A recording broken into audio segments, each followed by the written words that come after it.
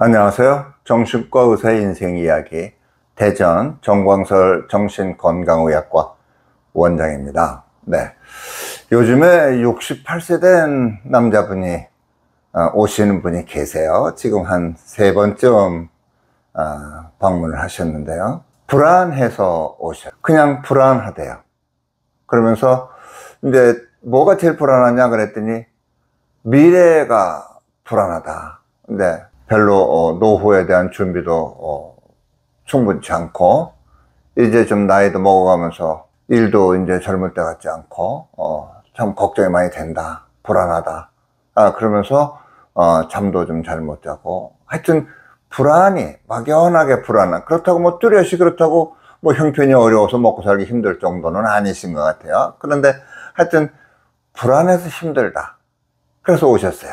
네, 여러분은 어떠십니까? 불안이 있으면 안 되는 그런 증상이지, 이제 우리 뭐 염증이 생긴 것처럼요. 제 가족 중에서도 한 사람이 요새 잇몸이 아파갖고 힘들어합니다. 그래서 자꾸 잇몸이 아프다 그러고, 뭐 치과에 갔더니 치과 가서 잘 모르겠대요. 그러면서 좀 이렇게 쬐대요. 상처를 내갖고 뭐 속에 있는 걸 좀 끄집어냈다 그러는데 뭐 고름도 아니고, 좀 그렇게 이제 불편한 거죠. 그건 이제 문제가 있는 거죠. 어떻든지 간에 원인을 잘 모르더라도. 그럼 불안이라는 게 그렇게 고름 잡힌 거 째서 빼내고 암으로 붙여갖고 없어지듯이 없어야 되는 것인가, 그런 현상인가, 그런 증상인가, 그 의문이 아닐 수 없어요. 근데 많은 분들이 불안 때문에 사실은 이분뿐만이 아니라 힘들어합니다. 지난 시간에도 잠깐 그 말씀을 드렸는데요. 현대인의 70%가 화가 잔뜩 나 있다. 그래서 건들면 터지기 직전인 풍선, 부풀어져 있는 풍선과 같다. 네, 화가 나 있다 소리는 사실은 상당히 긴장돼 있다, 그런 소리죠. 요즘처럼 후덥지근하고 날씨는 이제 덥고 그런 때 이제 불쾌지수가 높다 그러지 않습니까? 불쾌지수가 높을 때는 좀 이렇게 건들면 터지기 쉬운, 말하자면 어떻게 말하면 좀 심리적으로 안정되지 못한 상태다, 이렇게 볼 수도 있죠. 여러분, 긴장성 두통이라는 얘기 들어보신 적 있죠? 현대인의 한 80% 정도가 긴장성 두통을 경험한다 그럽니다. 보고에 따라서는 많이 보는 보고는 90%까지가 긴장성 두통을 경험한다. 그러니까 이건 뭐 거의 모든 사람이 경험한다, 그런 얘기 아니겠어요? 긴장성 두통이라는 거는 불안을 느낄 때 나타나는 가장 흔하고 대표적인 증상이 긴장성 두통입니다. 불안할 때 우리 몸에 일어나는 변화를 긴장의 변화다, 이렇게 얘기를 하죠. 그랬을 때는, 긴장했을 때는 우리 몸의 근육이 마치 100m 달리기 선수가 출발하기 직전에 준비했을 때 딱 하고 이렇게 준비할 때 그 근육 상태, 그걸 머슬 톤이다 그럽니다. 그 머슬 톤이 항진되는 상태죠.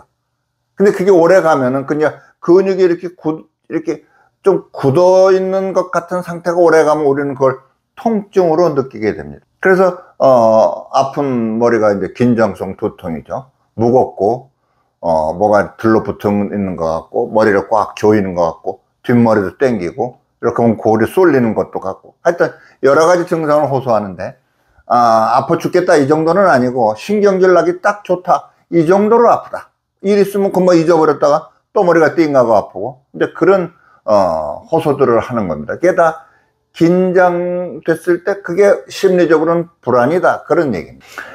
불안의 정의를 그래서 어떻게 할 수 있느냐, 불안이라는 것은 우리한테 어떤 위기가 닥쳐올 때 그것에 대한 내적 신호다, 인터널 시그널 그럽니다.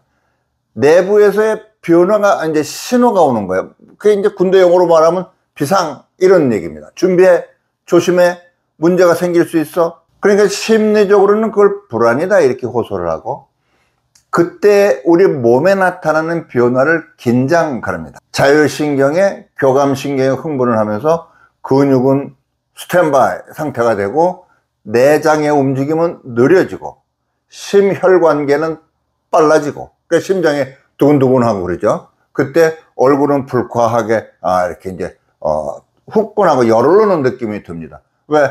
등골이 뭐 머리털이 쭈삣하다, 그런 얘기 있죠. 그래서 우리 이제 공부할 때는 우리 선생님들이 설명하실 때 닭싸움을 생각해봐라 이런 말씀을 많이 하세요.